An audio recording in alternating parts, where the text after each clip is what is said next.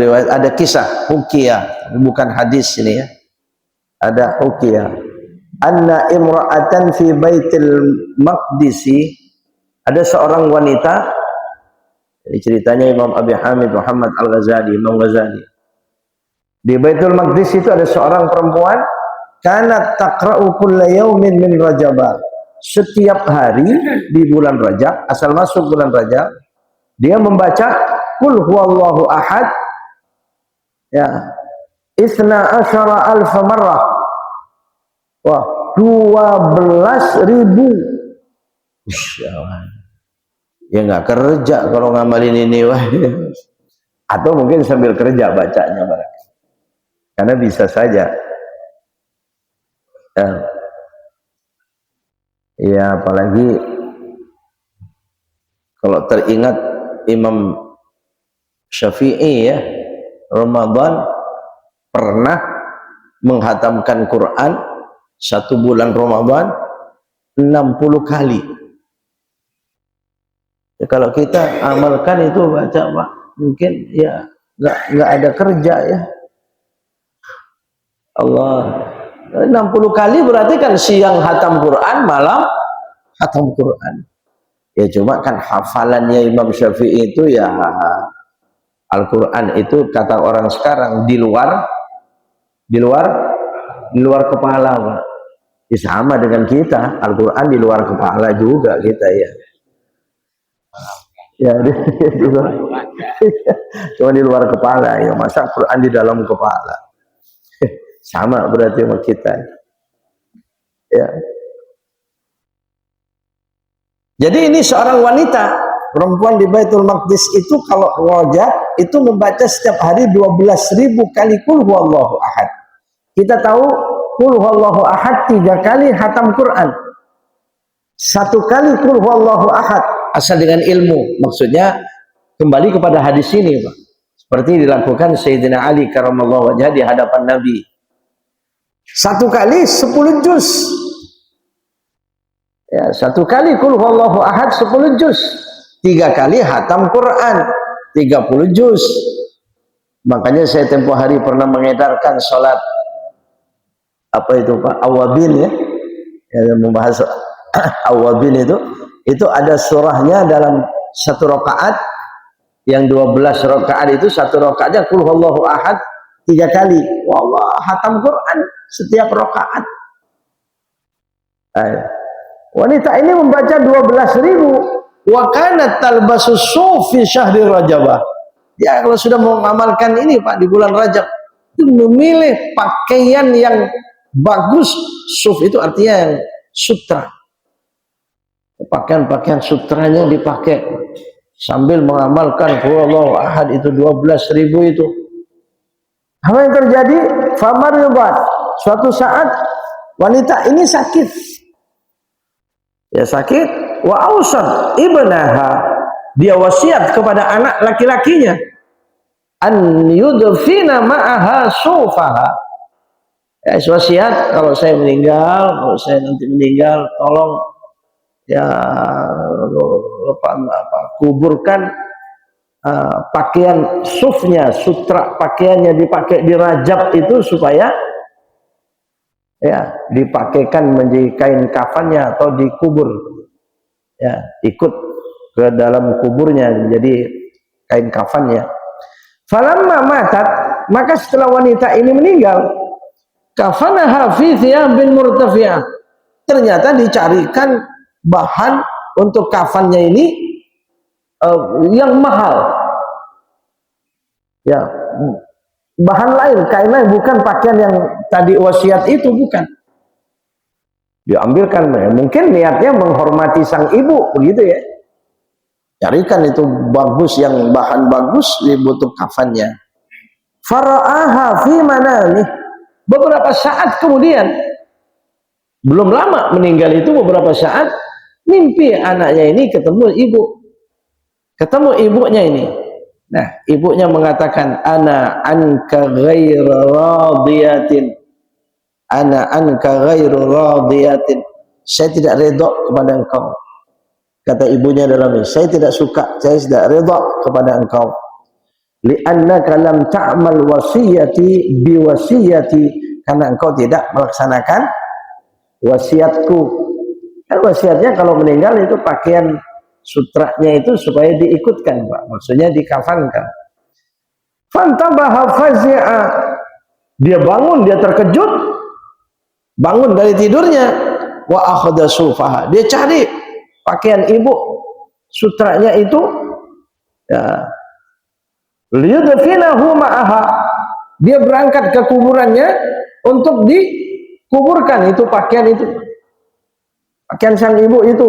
Fana basya qabraha, dia membongkar kuburannya, ingin menguburkan pakaiannya itu.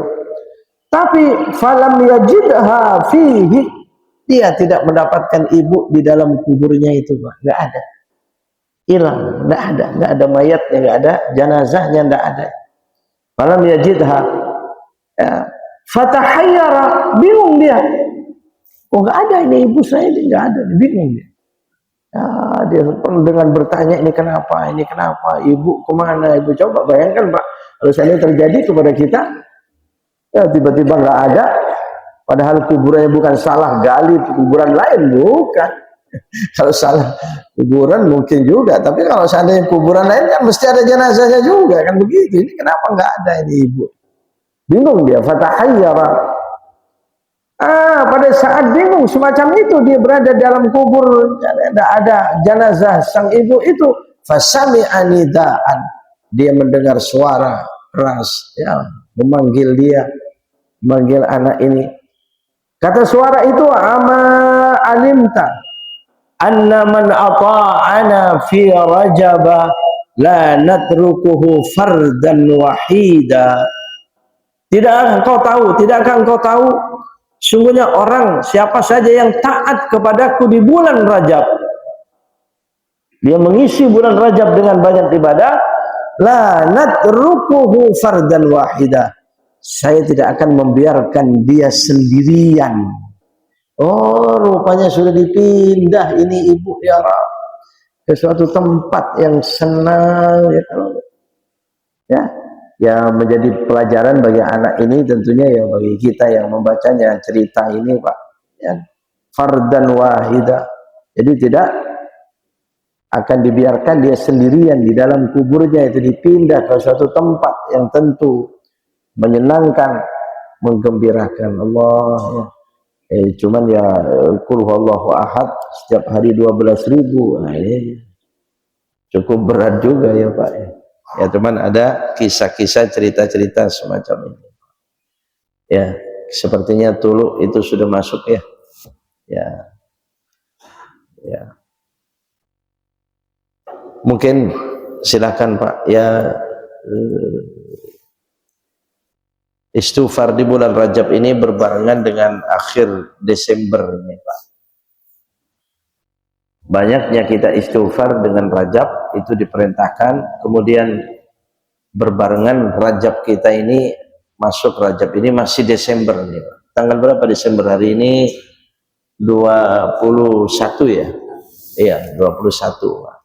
Ya, saya hanya teringat begitu pantasnya di bulan Desember ini banyak kita istighfar mohon ampun kepada Allah.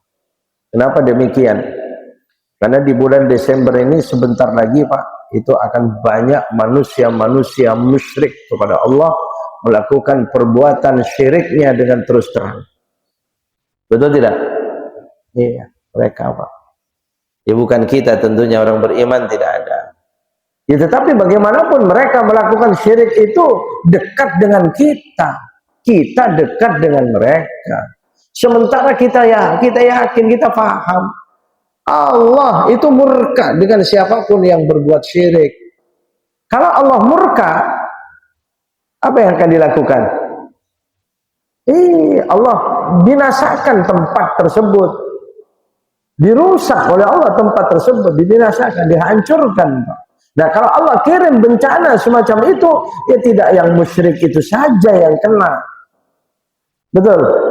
Nah, di sini, Pak, makanya imbangi dengan istighfar kita. Ada Bapak Saudara sekalian rahimakumullah, ya, perbuatan mungkar yang paling sulit untuk ukuran zaman-zaman sekarang adalah nahi mungkar terhadap satu ini, Pak. Kalau yang lain-lain barangkali masih bisa. Ini yang satu ini siapa yang mampu nahi mungkarnya? Makanya mari kita sampaikan, sampai ke sekedar menyampaikan. Didengar iya, enggak juga enggak masalah, Pak. Mengerikan Bapak Saudara sekalian, rahimakumullah. Ya. Itu ada tema pembahasan itu bagus sekali itu kalau kita lihat itu ya. Ketika nahi mungkar sudah dianggap tidak penting. Ternyata ya Allah, itu marahnya Abu Bakar As-Siddiq radhiyallahu taala. Abu Bakar itu pernah marah dengan ayat Allah surah Al-Maidah ayat 105 kalau tidak salah itu. Ya ayyuhalladzina amanu alaikum anfusakum la yadurrukum man dhalla idza ihtadaitum. Wahai orang-orang yang beriman, jagalah diri kalian, selamatkan diri kalian, kata Allah. Ketahuilah bahwasanya mereka adanya orang-orang yang sesat itu tidak akan membahayakan kalian asal kalian mendapatkan hidayah.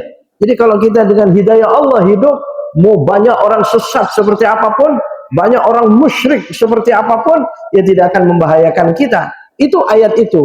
Tetapi kata Abu Bakar, wa antum taqra'una hadhil ayah thumma tad'unaha ala ghairi wad'iha. Kalian membaca ayat ini dan meletakkannya bukan pada tempatnya. Wa tu'awwilunaha ala ghairi ta'wiliha. Kalian menakwilkan ayat ini bukan pada takwilnya. Ya, kalian memaknai ayat ini bukan pada maknanya. Kenapa? Karena mereka mengatakan, ya sudah, kalau begitu asal kita dapat hidayah, ya sudah, peduli amat dengan orang-orang yang mungkar begitu. Enggak peduli. Tidak mau nahi mungkar, tidak mau mencegah kemungkaran itu. Marah Abu Bakar As-Siddiq. Fa inni sami'tu an-nabiyya sallallahu alaihi wasallam yaqul, saya pernah mendengar Nabi bersabda, kata Abu Bakar, ma min qaumin, tidaklah dari suatu kaum, umila fihimul ma'asi, yang di tengah kaum itu dilakukan maksiat, thumma yaqdiruna an yughayyiru thumma la yughayyiru. Mereka sebenarnya bisa merubah mungkar itu, Pak. Mencegah sebenarnya bisa, tapi mereka tidak mau melakukan. La yughayyiru. Apa kata Nabi sallallahu alaihi wasallam? Yushiku an ya'ummahum bi'adzabin min. Saya khawatir sebentar lagi tempat itu akan rata dengan azab. Hadirin rahimakumullah. Kayaknya banyak orang bertanya, benar juga pertanyaan itu, Pak. Ya, kenapa sekitar Desember selalu saja terjadi bencana besar? Negara kita di luar Indonesia banyak negara-negara asal Desember aja, bukan pas Desembernya, tapi sekitarnya. Aceh 26 Desember. Yang di Pantai Carita itu tahun baru itu. Lagi konser itu. Betul. Gulung tsunami. Kalau tidak salah dulu ada pesawat yang hilang di laut, ada yang hilang, pesawatnya hilang, jangankan orangnya, orang pesawatnya nggak ketemu itu 28 Desember kalau nggak salah itu. Ada beberapa kali kejadiannya itu. Mana lagi? Kemarin Sumut itu 22 November. Kenapa ini, Pak? Ya mari kita lihat, barangkali memang itu, Pak. Dan jangan telat. Selama ini, Bapak Ibu Saudara sekalian, begitu selesai, itu baru pada cerita. Dulu gempa di Bantul, Bantul itu termasuk di Palu itu, begitu saya dengar, Pak, begitu selesai pada cerita. Oh pantas ya, ada gempa di situ memang. Ya, selama ini ternyata, wah baru disebut-sebut itu mungkarat yang terjadi selama ini di tempat tersebut. Sampai ada yang cerita di tempat tersebut anak-anak SMP saja sudah banyak mereka yang berzina. Tapi mereka pada saat itu diam. Begitu terjadi bencana, baru pada cerita, ya telat. Mari Bapak Saudara sekalian, sebelumnya kita mari saling mengingatkan. Dan ini berat ini. Nahi mungkar dalam bab 1 ini. Ya, ya. Coba bayangkan besok, ini kalau udah dibahas semacam ini, ya jangan tersinggung, jangan, ini bukan saya Pak. Jangan terus marah kepada saya. Ini ayat Al-Quran. Ya. Besok malam 25 dan tanggal 25 Allah disakiti. Hah? Ini kayaknya kalau udah begini lebih khusus jadi ini Pak ya. Nah iya, Allah disakiti dengan terang-terangan oleh manusia sedunia. Iya kan? Ngeri kalau kita lihat. Hadirin rahimakumullah. Ya, itu satu hadis Nabi SAW bercerita firman Allah Subhanahu wa taala. Nabi pernah menyebut, Allah pernah memerintahkan malaikat supaya membalik bumi suatu negeri, suatu kota. Itu hadis sering dibahas itu. Ya malaikati, kata Allah, cerita Nabi SAW, iklib madinata kada, iklib madinata kada. Kadanya ini yang nggak disebut dalam hadis itu. Ya, di mana ini Pak?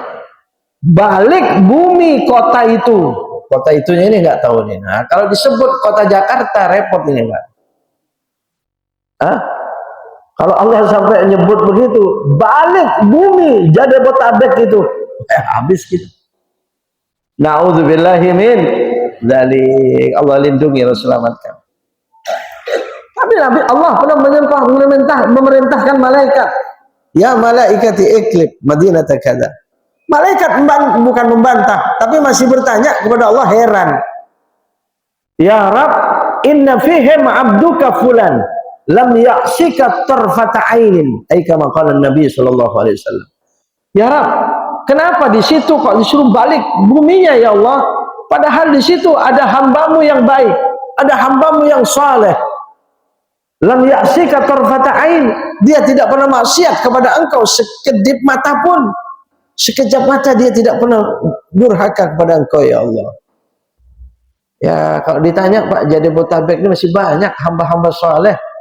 Ya. Nah, terus kalau terus disuruh balik oleh Allah pada malaikat.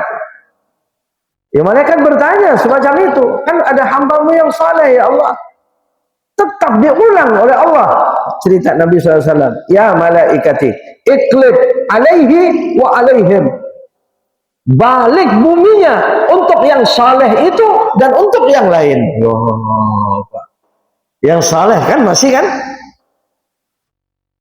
Masih tanya lagi malaikat, masih aneh. Lima dzaka ya Rab. Kenapa bisa begitu ya Allah? Apa jawaban Allah Subhanahu wa taala? Fa inna wajhahu lam yatama'an fiha sa'atan qat.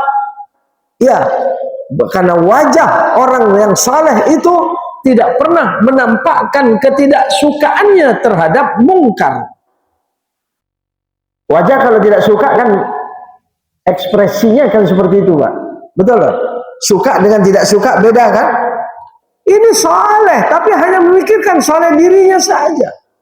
Inilah makanya menyebabkan Abu Bakar marah, itu memaknai ayat yang salah. Jadi kita harus menampakkan wajah kita tidak suka. Paling tidaknya itu, aduh, itu ada yang dosa, ada masih, itu ya Allah, itu ya Allah. Begitu Pak, jangan biasa-biasa saja.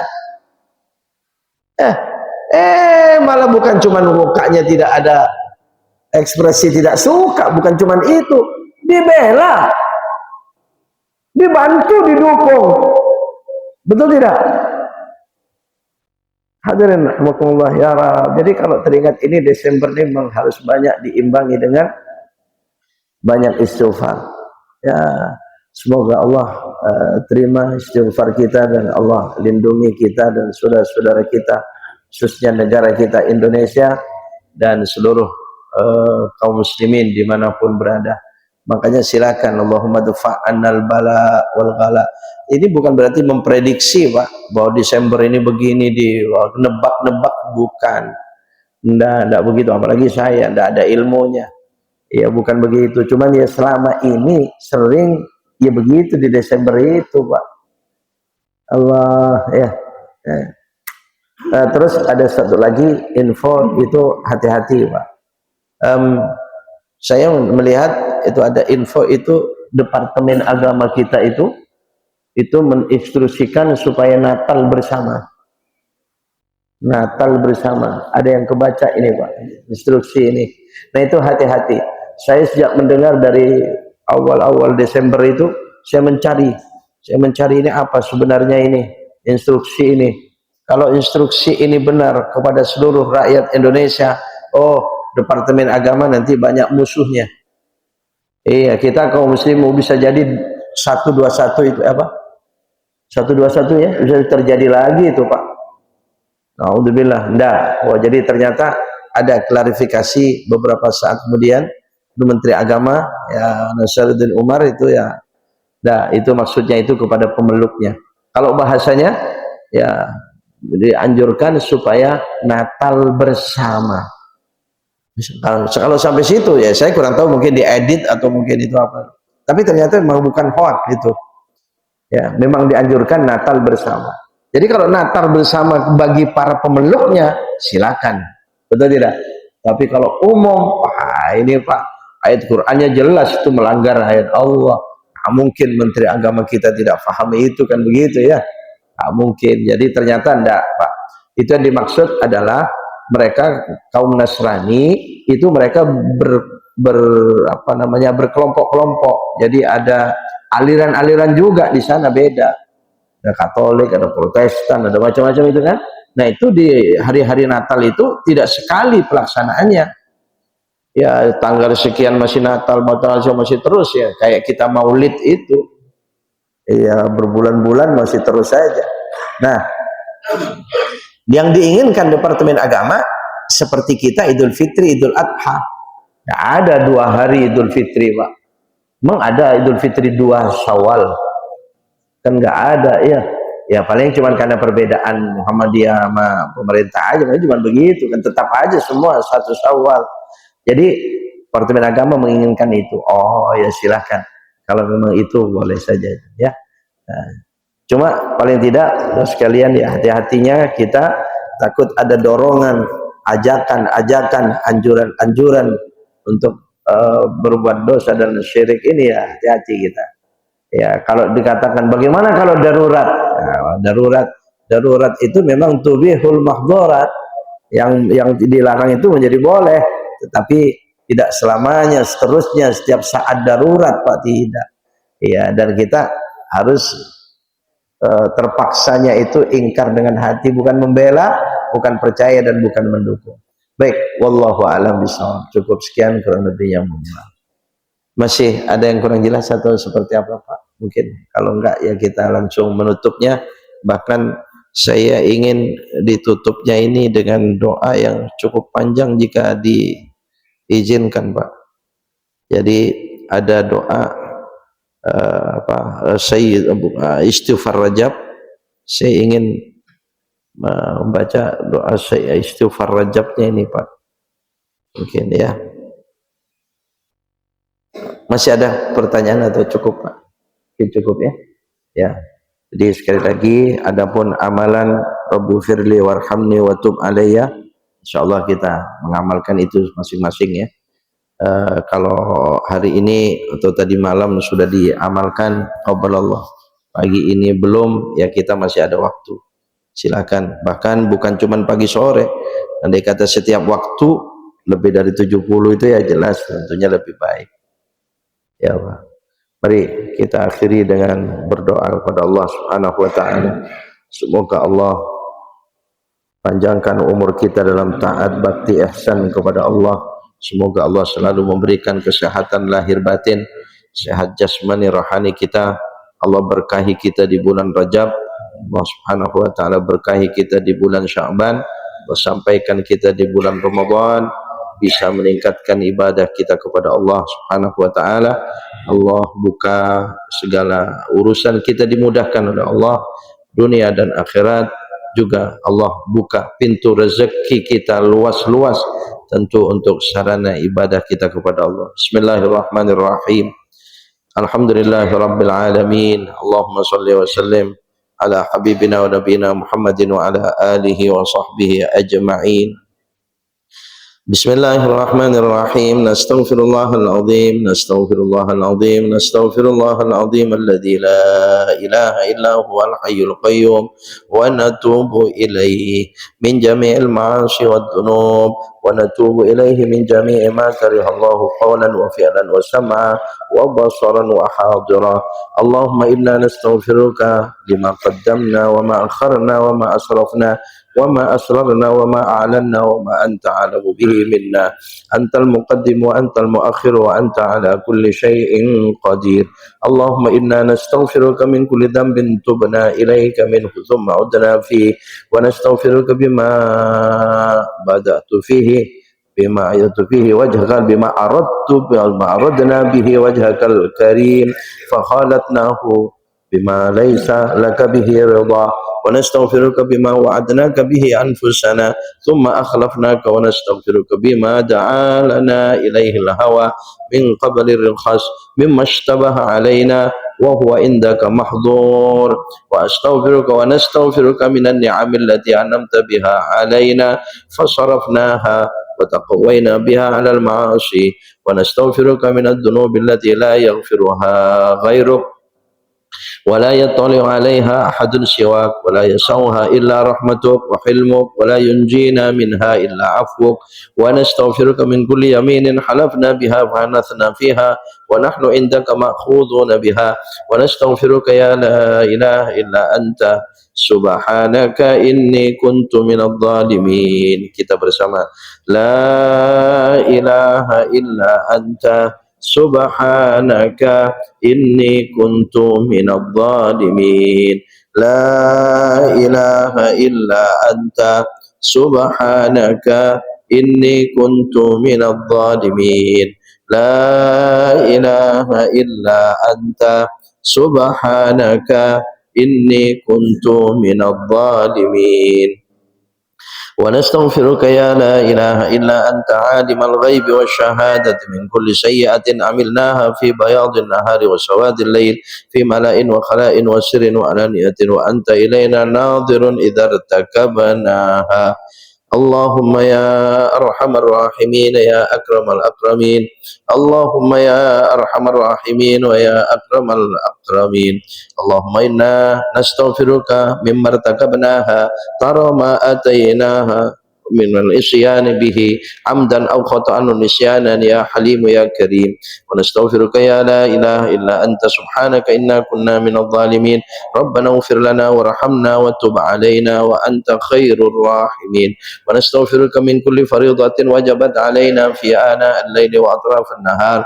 فتركناها عمدا أو خطأ أو نسيانا أو تهاونا ونحن مسؤولون بها ومن كل سنة من سنن سيد المرسلين وخاتم النبيين صلى الله عليه وسلم فتركناها غفلة أو سهوا أو جهلا أو تهاونا قلت أو كثرت ونحن عائدون بها ونستغفرك يا لا إله إلا أنت وحدك لا شريك لك سبحانك رب العالمين لك الملك ولك الحمد ولك الشكر أنت حسبنا ونعم الوكيل نعم المولى ونعم النصير ولا حول ولا قوة إلا بالله العلي العظيم وصلى الله على سيدنا محمد وعلى آله وصحبه وسلم تسليما كثيرا والحمد لله رب العالمين.